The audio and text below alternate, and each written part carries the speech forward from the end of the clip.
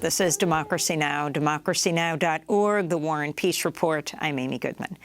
President Biden gave a primetime speech Thursday night warning Donald Trump and his MAGA supporters are threatening the foundations of the republic. Biden spoke in Philadelphia in front of Independence Hall, where the Declaration of Independence and the U.S. Constitution were debated and signed. This is part of President Biden's speech. Too much of what's happening in our country today is not normal.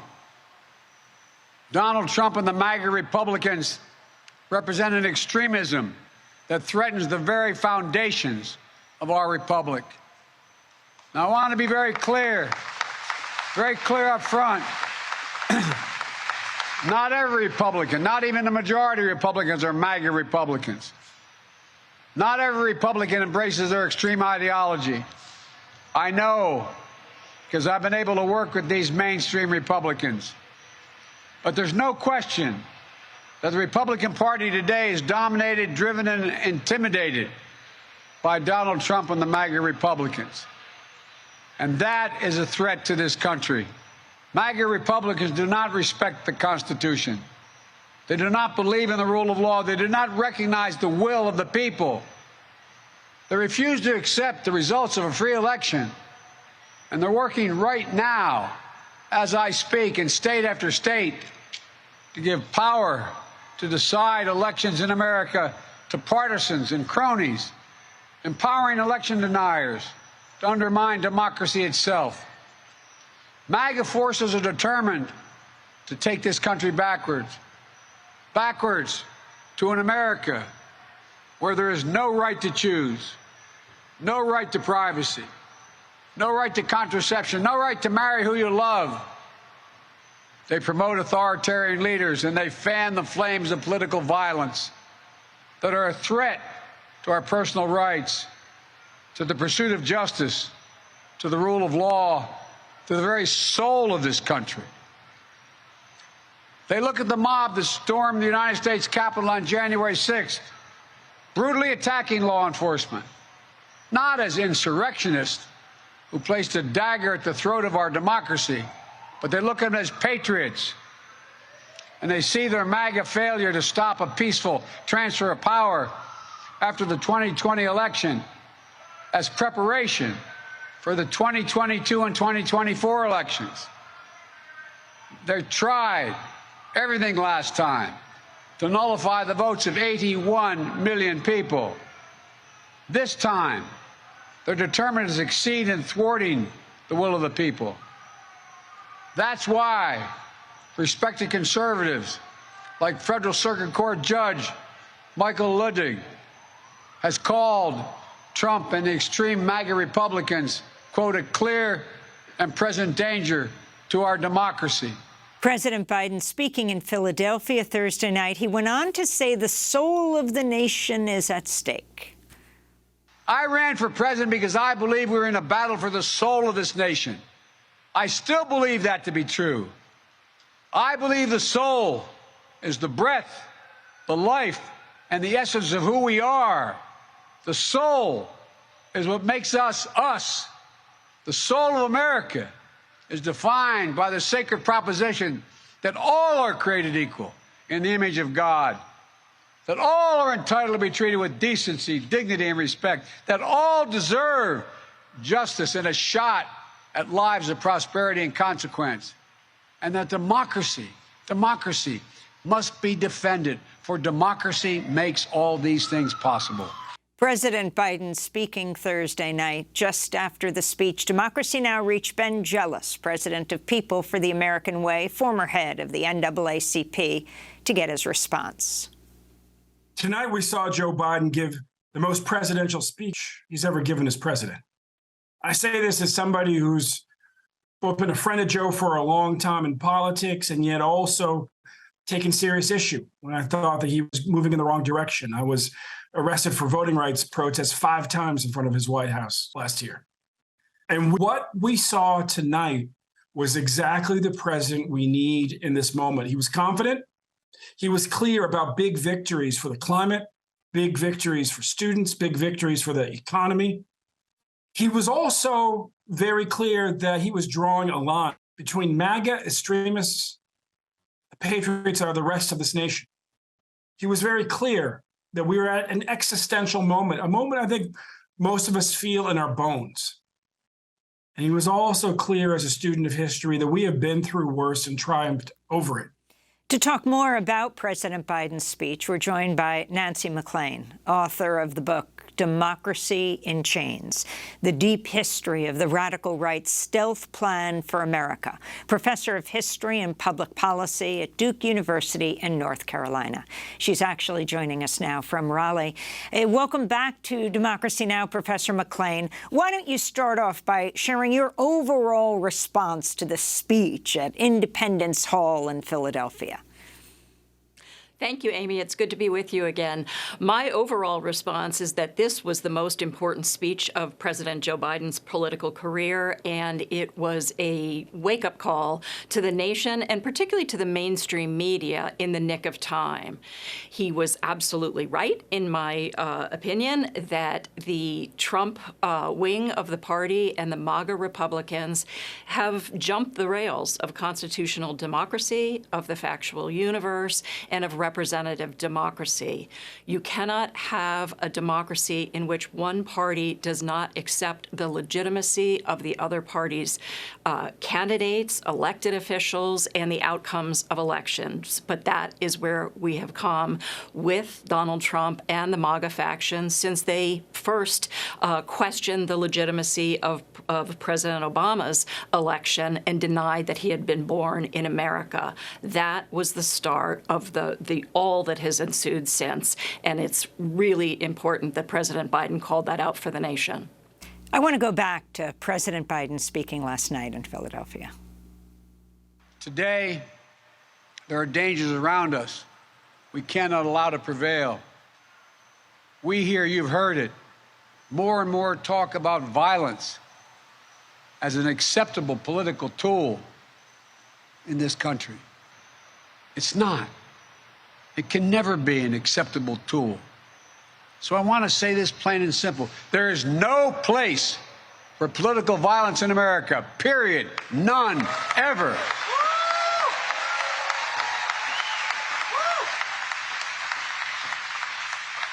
We saw law enforcement brutally attacked on January 6th. We've seen election officials, poll workers, many of them volunteers of both parties, subject to intimidation and death threats. And can you believe it? FBI agents just doing their job as directed, facing threats to their own lives from their own fellow citizens.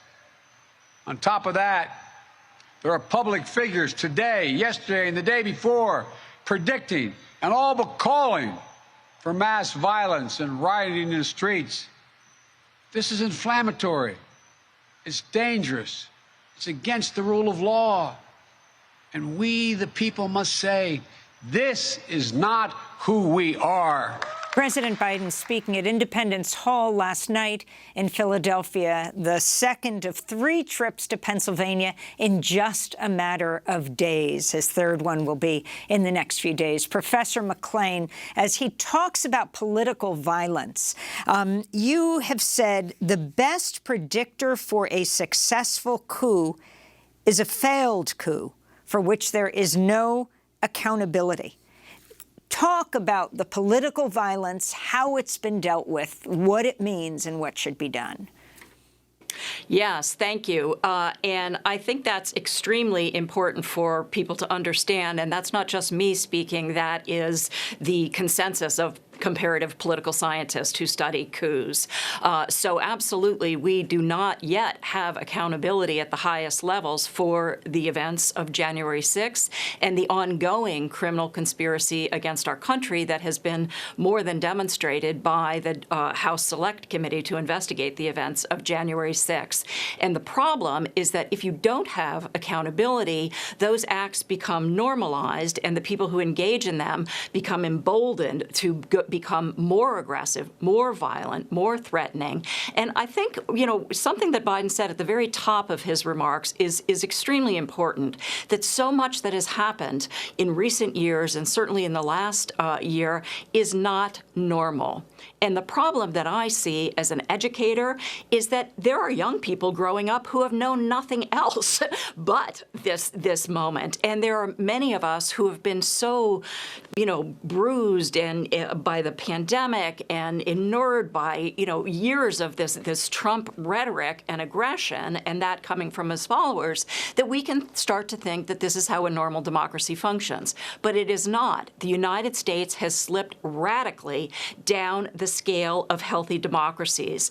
10 is the highest rating you can get. By 2021, global evaluators were saying that we were down at 5, with Poland, Slovenia, and Hungary. Hungary is interesting because the MAGA Republicans and figures like Tucker Carlson look to Hungary's leader, Viktor Orbán, as a model. And he is a model for them of how to use democracy to completely undermine democracy and make it impossible to remove an authoritarian leader. So Biden's calling out of all this is extremely important, because we have allowed ourselves to get to the point where threats and intimidation and violence are routinely used to intimidate people. Let me be frank, this is terrorism. It has been directed most recently at the FBI, at our National Archives, where the Declaration of Independence and the Constitution are housed. It has been directed at teachers and school boards. It has been directed at public health officials. It has been directed at Dr. Fauci and his family. And yet mainstream news continues to practice both sidesism, continues to pretend that these things are just partisan. I was so glad that you were doing this extended segment on President Biden's speech, because I was shocked last night to learn that 3 major news networks were not carrying the speech. Even NPR, when I got up this morning and turned on the radio, they gave it the most minimal coverage and just put it in the context of the midterms, as though this was politics as usual. And I think that's the exact opposite of the message the president was rightly trying to send. We faced existential threats to democracy in America, and they are coming from one place, from Donald Trump and those he has persuaded to follow him with the big lie, with a calculated system of media disinformation. And what's most important is that he and the donors behind this and that media have also cowed every Republican elected official in office except Liz Cheney and Adam Kinzinger, both of whom have been defeated, and others less well-known who have spoken the truth, who have stood up to Donald Trump and who have stood up to the lies, who have lost office or are leaving office because they know they cannot be reelected by this MAGA party. We are absolutely, as the president said, at an inflection point in our country, and we must take stock and treat the coming midterms as truly the chance we have to save democracy from further wreckage. There's no point in talking about candidates for 2024 if we do not stop the election deniers and the election riggers from gaining control in state after swing state, as they are trying to now. Those are the people who won all the Republican primaries. I wanted to go to Donald Trump, who appeared on Newsmax this week, admitted he's financially supporting people arrested during the January 6th insurrection and more. So I met with a number of times, but I met with, and I'm financially supporting people that are incredible. And they were in my office actually 2 days ago. It's very much on my mind. It's a disgrace what they've done to them. What they've done to these people, it's disgraceful. And mostly, I mean, it's the firemen, they're policemen, they're people in the military. And I will tell you, I will look very, very favorably about full pardons. If I decide to run and if I win, I will be looking very, very strongly about pardons. Amen. Full pardons. So President Donald Trump, former, who is signaling he might be running again, that he would give them full pardons, and also talking about police and firefighters that he's supporting. In fact, a former New York police officer was just sentenced to 10 years in prison. That's the latest news out from yesterday, because he attacked a police officer with an American flag pole. If you can talk about what he has just said, Professor MacLean. Yeah, what he has just said, Amy, is something that should terrify us all. We have seen a Republican Party over the years that has tried to treat the rival party of Democrats as illegitimate, ever since the days of Newt Gingrich, using language that's inflammatory, tossing around words like treason. Well, frankly, what Donald Trump just described was treasonous conduct. He is talking about issuing blanket pardons to people who waged an attack on our country, an attack that took the lives of ultimately 7 police officers, that resulted in millions of dollars worth of damage, that desecrated our Capitol and shamed us before the world. And he is talking about financially supporting those people and plans to issue pardons to them. And not only is he not calling them criminals, people who violated the law, engaged in violence, attacked our country, he is actually elevating them as heroes. And here I want to go back to something that Joe Biden said that got him in a lot of trouble with Republicans, because he called out something accurate. When he used that phrase semi-fascist the other day to describe the MAGA Republicans, I believe that was an apt phrase. We are not in a fascist situation in America, but we have elected officials and their followers in one party behaving in a fascistic way. Donald Trump just illustrated that with his lionization of people who engaged in criminal violence. This is extremely important because if you look back to the interwar period that brought us the regime of Mussolini, which is marking its 100th anniversary this year of the March on Rome, and later Hitler, they started with that kind of violence, that kind of celebration of violence, and also an effort to conquer major institutions of the society and make them serve this project. Look at what Donald Trump and the MAGA Republicans are doing. They are trying to conquer critical institutions. He has pardoned people in the military who engaged in illegal conduct. He has lifted them up as heroes.